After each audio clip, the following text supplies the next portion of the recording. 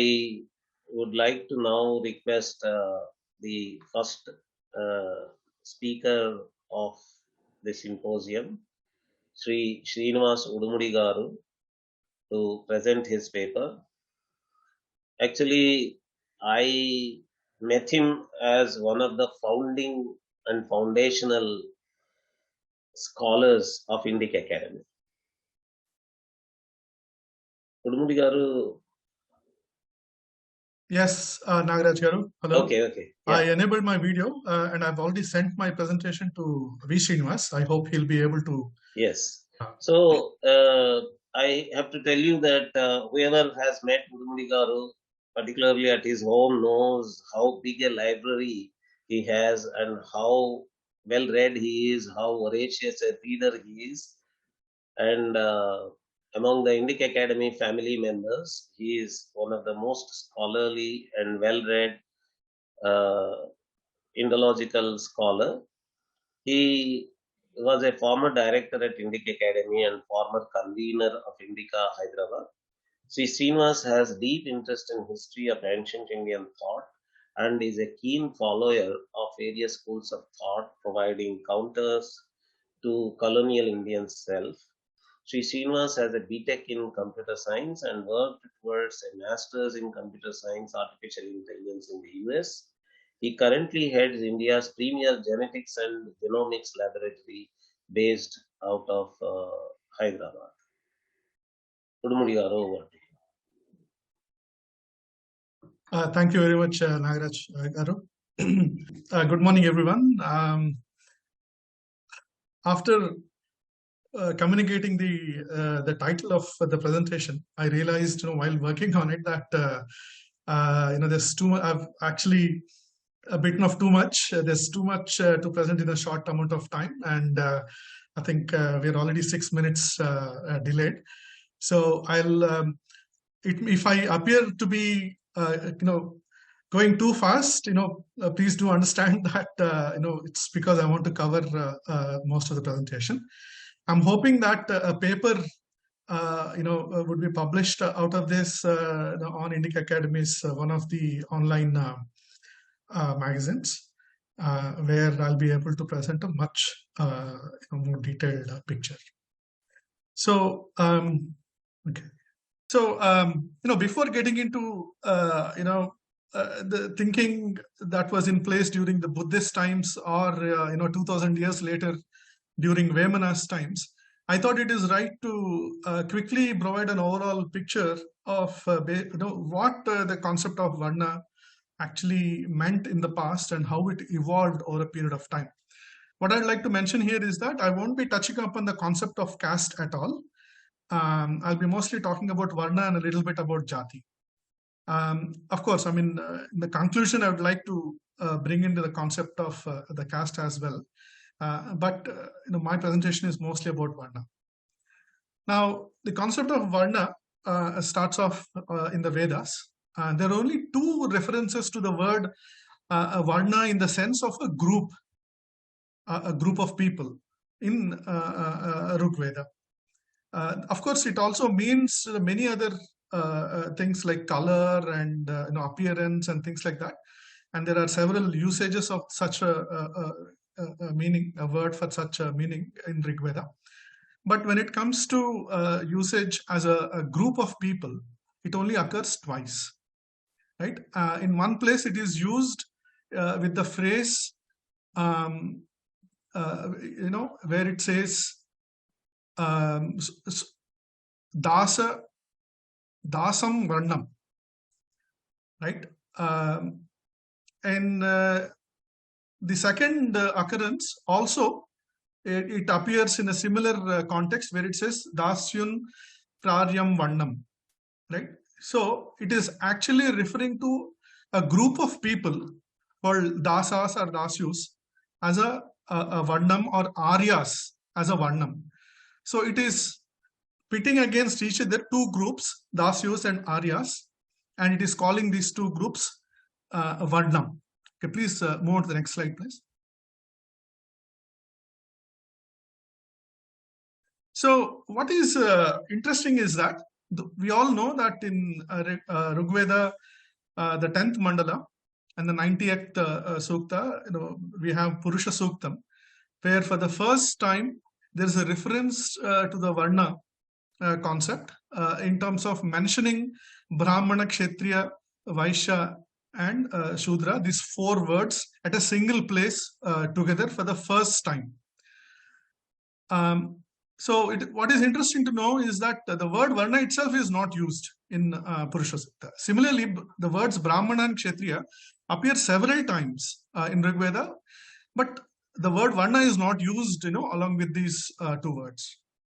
Similarly, the word Vis appears several times, but it actually doesn't mean Vaishya as we understand today, but it actually means common people or people in general. Similarly, if you take the Atharva Veda, also the word Vaishya occurs several times. And even in Ṛgveda, Brahma, Kshatram, and Vis, these 3 words are used together, but the word Varna or Varnam doesn't come. Similarly, the word Sudra appears only once in Ṛgveda, but it also appears again twice in Atharva Veda in the same sukti. So, as we can understand, though Varna as a concept becomes extremely important subsequently, in Ṛgveda itself, it is definitely not already being conceived in the way that we know about it in later times, right? So, assuming we go with the date lines that are estimated by Sri Shrikant Talagiriji, we would say that would be around 1500 BC, which is is a dating for the 10th mandala of Ṛgveda, which is around 3500 years ago. Next slide, please. So quickly we will go over the references in Samhitas and Brahmanas. So most of the other Samhitas and the Brahmanas are actually composed during the subsequent period from 1500 BCE all the way to 600 BCE. And you will see that consistently again and again the word Aryas is being used only for the first 3 Varnas, which is Brahmana, Kshatriya, Vaishya. And Shudra is being addressed separately. This we see several times. And this continues into Dharma Sutras as well, referring to the first 3 Varnas as Aryas and the 4th Varna, which is Shudra, separately. Similarly, Samhitas and Brahmanas already start talking about the duties of Brahmana, Kshatriya. And we also understand from the readings that it doesn't seem to be birth-based at that time. Like for example, people in the same family, one of them could be one Varna and the other could be a different Varna. So we see multiple instances of that. Similarly, there are multiple stories in addition to Purusha Sukta. In Taittiriya Brahmana as well, there is a small description of how the Varnas have actually come about. Again, as we can see, the Satapatha Brahmana also uses the word Varna along with the 4 names, the Brahmana, Kshatriya, Vaishya, and Sudra for the first time. Similarly, Brihadaranyaka Upanishad also similarly uses the word Varna along with these 4 words. Yeah, next slide, please. So now, next we come to Vedanga literature, which is the Srauta Sutras, Grhya Sutras, and Dharmashastras. So what we realize is that even in Satapatha Brahmana, for example, there are instances where there are marriages across Varnas. So clearly during the Satapatha Brahmana composition period, Varna and Gotra is not important in terms for the purposes of marriage. But very quickly, in Srauta Sutras and Grhya Sutras and Dharma Sutras, maybe not in Grhya Sutras, it's very clearly mentioned. One of the rules for marriage is that they should be within the Varna, and any marriage across the Varna would actually create mixed Varnas, which are described in specifically in Dharma Sutras. So it is only in Dharma Sutras for the first time we see a very clear and complete conception and description of the conception of Varnashramadharma. Both the concepts of Varna, the concept of ashrama, the concept of Dharma, all of these, along with all the other concepts which are usually found along with the concept of Varnashramadharma, for the first time brought out very clearly in Dharma Sutras. Next slide, please. So, according to most of the Indologists, the Dharma Sutras are composed around 600 BCE to around 200 BCE, Dharma Sutras. So there's a lot of reference to Dharmashastras and Dharma Sutras at the same time. And there is also a reference to the concept of Niti Shastra, Danda Niti, and Ardha Shastra around the same time. So most likely, all of these classes of texts were existent, contemporaneously. But one of the oldest Dharma Sutra texts that has come down to us is the Apastamba Dharma Sutra. It is estimated to be somewhere around 600 BCE, right? And you can see the description that I have given here in this slide is that which we get from Apastamba Dharma Sutra. So Apastamba Dharma Sutra very clearly mentions these are the 4 Varnas, and this is the order of superiority, right? Who can go Upanayana? Only the first 3 Varnas can undergo Upanayana, undertake Vedic studies, and also set up sacred fires, yajna basically. Right? It provides clearly the duties of the Varnas and the occupations that are allowed and not allowed, and those which are allowed during the adversity.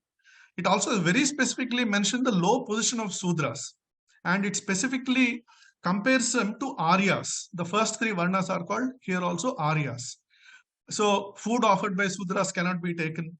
Right, food touched by Sudras cannot be taken, and Sudras are also supposed to be serving the other 3 classes. So the kind of a description that we see, it's described as a servile class. And the concept of Dvija is also mentioned. The concept of ashramas are very clearly mentioned, and the duties of various Varnas within various ashramas are very clearly given. Right, similarly. The food restrictions also start appearing. It's still not against each Varna, but it's very clearly shown that meat eating was allowed in the Brahmana Varna at that point in time. The concept of outcast and untouchability is very clearly mentioned. It talks about Chandalas who are not supposed to be touched, not supposed to be spoken to, and not supposed to be seen. Right, and there are prayaschittas that are available in case you happen to do that. Similarly, the householder, Grihastha ashrama is given most importance, and all the duties are very clearly explained, along with describing the rights, the inheritance laws, the marriage rules. And Rajadharma is very clearly, and separately described. Not much content is there in that, probably because Dandaniti and the Niti Shastras and Ardha Shastra texts already were in existence at that point in time, which probably handled that material and content in an extensive fashion. Next slide, please. One thing I want to mention about the previous slide is that even Apastamba Dharma Sutra very clearly talks about the adjudication process, the judiciary, and the process of the witnesses, and how to basically go about with the process of lawsuits around 600 BC, right? So very clearly, as we can see, there is a very clear concept of Varna and Jaati that is becoming clearer. And here, what we see from this, I will describe.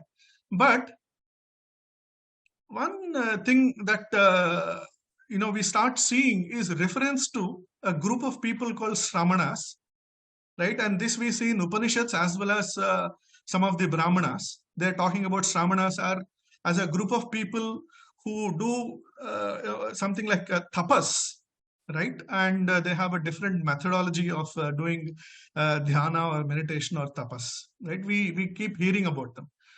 And also we keep seeing references to other regions of Bharatavarsha. Of course, the term Bharatavarsha is not yet used at that time, but the term Aryavarta is used and the term Madhyadesha is used, which is mostly referring to central northern India. And a lot of references are being made to countries to the east, like Magadha, Anga, Vanga, countries to the west, like Saurashtra, and countries to the south, like Asmaka, Mulaka, Andhra, these sort of countries. And these countries are known as non-Vedic countries of mixed blood, what are called mixed blood or mixed Varnas. And it is clearly written in this text that the Vedic ideal of Varnashramadharma is not at all followed or not completely followed in these regions, right? And so by the time we start seeing emergence of Buddhism and Jainism, or Buddhists and Jainas, the concept of mixed Varnas has already come about. Apastamba Dharma Sutra doesn't specifically have a section for mixed Varnas like the other Dharma Sutras have, like other Dharma Sutras like Gautama Dharma Sutra, Baudhana Dharma Sutra, Vashishta Dharma Sutra. All these Dharma Sutras have specific sections for mixed Varnas, like all the other Smritis later on. But Apastamba Dharma Sutra doesn't have.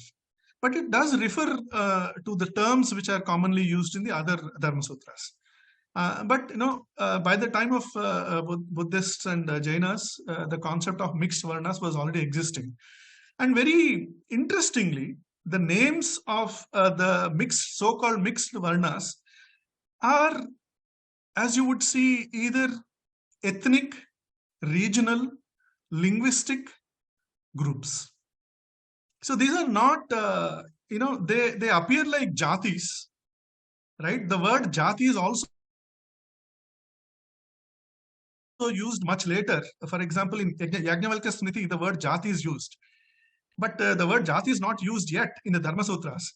But these groups which are being talked about in mixed Varnas are actually ethnic, regional, and linguistic in nature. And Dharma Sutras also assign certain occupations to them. Of course, they all belong to the Sudra Varna only, with a few exceptions. But specific occupations are assigned to them. See, as you would notice, Dharma Sutra texts do not mention any occupations specific. I mean, they do not list all the occupations. See, there is already an emergence of cities, and the civilization has really, become very complex. By the time it is around 600 BC, right? So the number of different occupations are in hundreds. And those specific occupations which are mentioned in Dharma Sutras are very few in nature, and that too only occasionally. So there is no specific attempt in Dharma Sutras to list all the vrittis.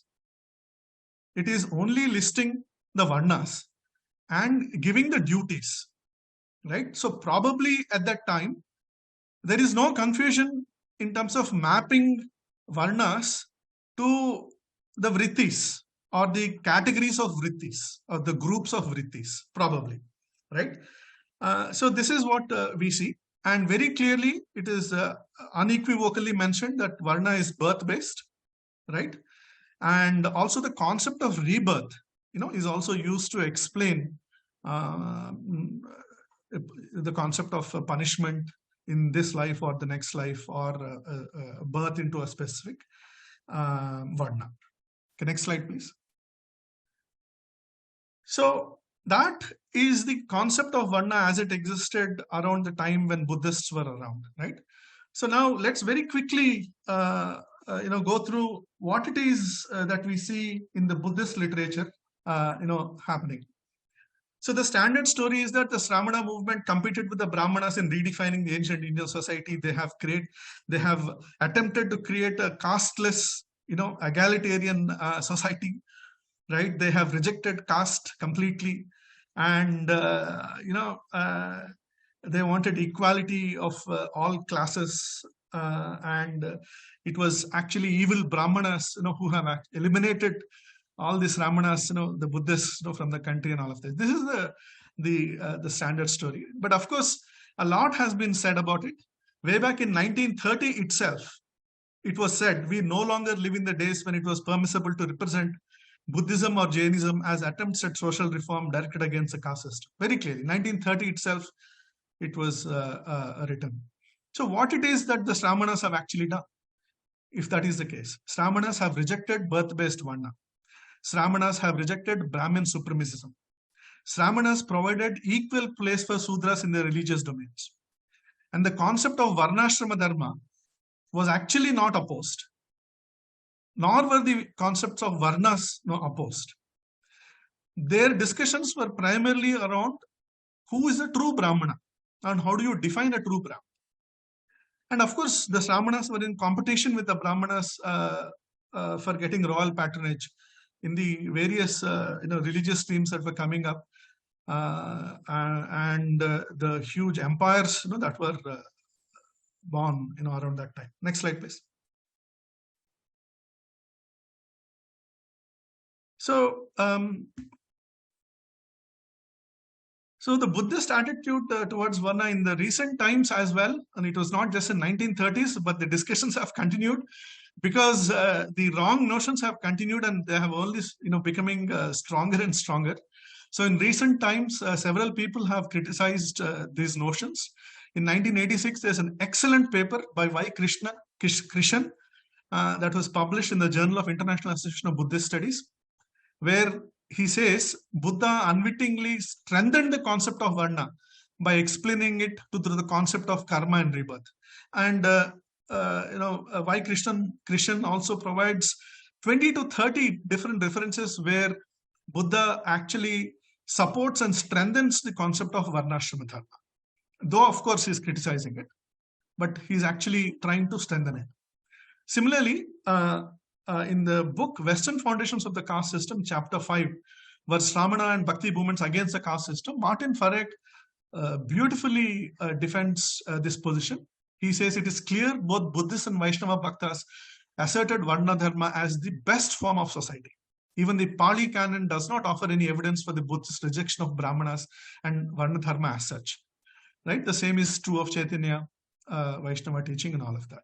So the primary discussion was around what makes somebody a Brahmana.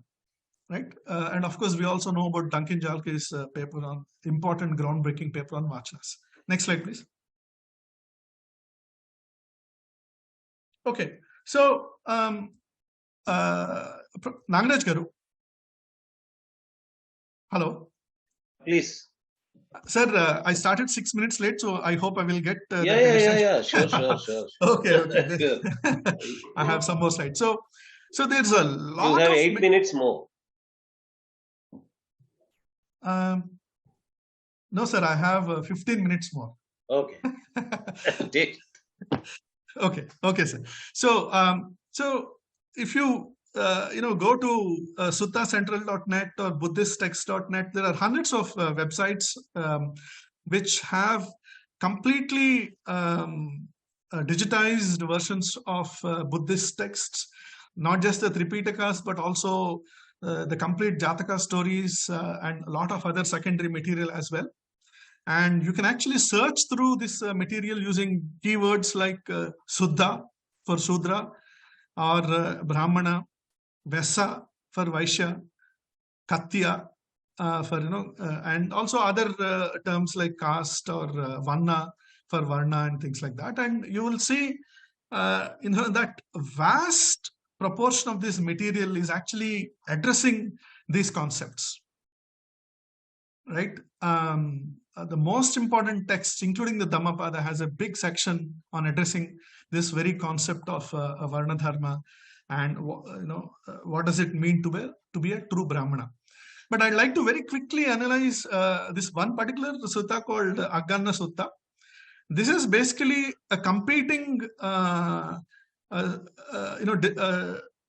version of world's first anthropological theory on human societies.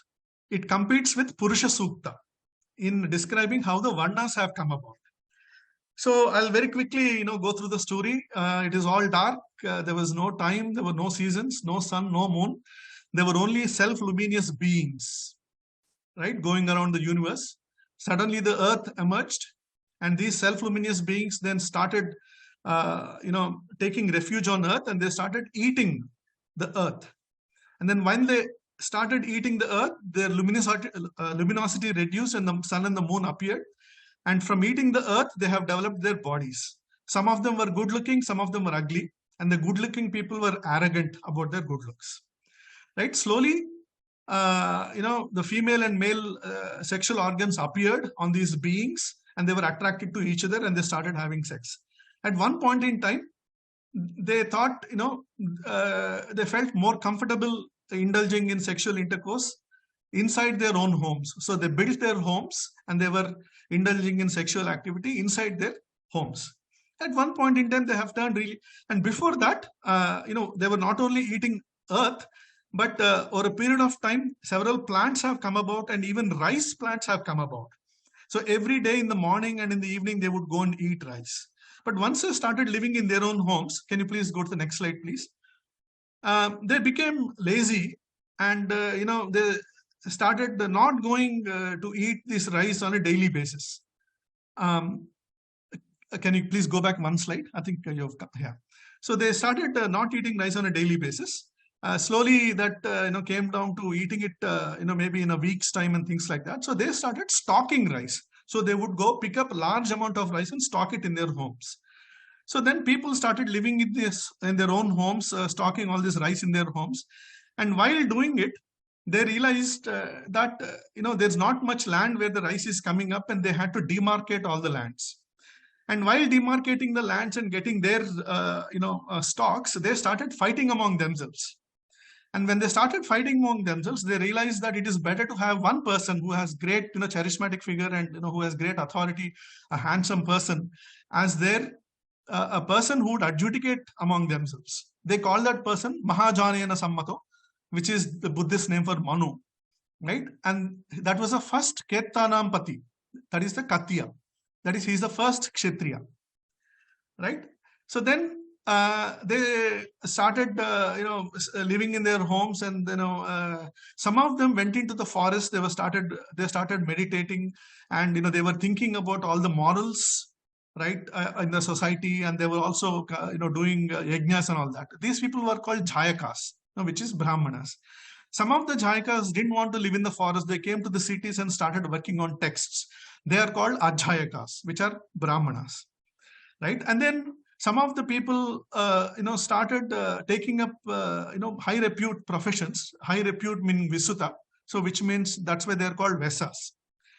And those people who were left over, they started, leading cruel and mean lives, and they were called Sudras, right? So this is how the Varnas have come about, right? So, and those people who were, practicing meditation at home and all, they became ascetics at a later point in time, and rebirth was instituted as an institution, and then they realized the suffering and pain of the multiple births, and eventually they cultivated wisdom, which led them attain nirvana as arahants, right? So this is the story. So as you can see, this is a competing story to Purusha Sukta. And if you analyze it a little bit, there's not much time to analyze it, but you can see Kshatriyas are the first Varna which came about, not Brahmanas. Because in Purusha Sukta, first Brahmanas came, and then Kshatriyas came, and then Vaishyas and Sudras. But here, Kshatriyas would come out. Second, you would notice that they created an ideal Brahmana and a degenerate Brahmana. The ideal Brahmana would live in forests and meditate and would beg for food. And the degenerate Brahmana would live in cities and work with texts, right? So this is their concept of Purusha Sukta. Clearly, when Buddhists are attacking Brahmanas, or when they're indulging in debates with the Brahmanas, this is the concept of how the Varnas have come about, which they have in their minds when they debate with the Brahmanas. And in their debates, they're consistently again and again talking about who is a true Brahmana. Next slide, please. Next slide, please. Yeah. So as you can see, what are the concepts that are engaging the Buddhists as far as the Varnashramadharma is concerned? So the concepts that are engaging them are, one, who is a true Brahmana? Two, how do you handle arrogance of Brahmanas by birth? Brahmanas who are pursuing other vocations, pursuing other activities as vrittis, but still are proud about their Brahmanatva. So how to handle the arrogance of such Jaati Brahmanas or Brahmana Bandhus? Brahmana Bandhu, of course, as a term came up later on. Now, they're also talking about Varna as something which is based on character, practice, and knowledge. And it is not based on birth. They're very clear and adamant about that. And clearly, they list several occupations. And they say the particular occupation of a Brahmana is also an occupation which could be taken up by others, but it has a certain adhikara or requirements, and they have a very detailed description of the requirements, right? And most of those requirements are extremely hard to achieve and would match, maybe somebody like a Buddha, and they would say those are the people who are true Brahmanas. The Buddha is actually a true Brahmana, even though he's a born Kshatriya, right? Similarly, there are other things that they are violating intentionally. They don't give any importance to yajnas. They call them, himsa yukta, right? So they want ahimsa. They don't want Veda yajnas. Vaidika yajnas. Similarly, they're against Vedic orthodoxy in terms of all social and religious aspects, right? So the Dharmashastras don't mean anything to them at all. Similarly, they have, from a religious perspective, they have established their own, rational doctrines, which many Brahmanas have actually joined them in, spreading across the country. And they contributed a lot to reduction of prestige of Brahmanas in the eyes of the royalty and reduction of patronage among Brahmanas, which led to a very degenerate status for Brahmanas and severe competition among these people for royal patronage. Right? Next slide, please. So, I just did this quick analysis. Ardhashastra provides the complete list of all the occupations which are supported by the royalty. Not all occupations in the society, occupations supported by the royalty, and what sort of a salaries are given. And you can see the one on the right, Brahmana, Kshatriya, Vaishya, and Sudra. You can see the relative salaries and all that, right? Kshatriyas obviously are highest paid. Vaishyas are also very highly paid. Brahmanas are very lowly paid, except for magistrates. Sudras are also quite lowly paid. But as far as those Brahmanas who are next to the royalty in terms of the royal Purohita or Advaryu, Ritvik, or the royal Acharya, they're paid extremely well as the Queen Mother and the Crown Prince. Next slide, please. So the Buddhists continued to criticize Varna system. Ashwagosha, who is a Brahmana who lived in this period of 50 BC to 50 CE, he wrote a text called Vajrasuchika.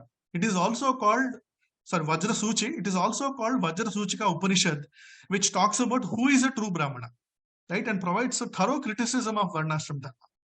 Similarly, in 550 CE to Pramana Vartika of Dharmakirti, he also provides a criticism of the Varna and Varnashramadharma, and he says the 5 marks of crass stupidity of witless men are unquestioned authority of Vedas, belief in a world creator, purification to ritual bathings, arrogant division into castes, and arrogant Brahman supremacy, and practice of mortification to atone for sin. Next slide, please. Okay.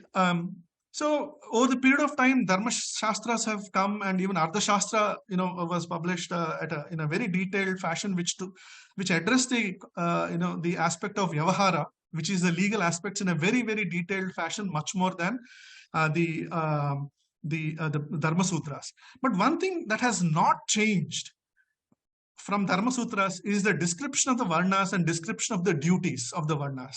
And there is no mention of the vrittis and occupations, and the description of the mixed Varnas remained exactly the same.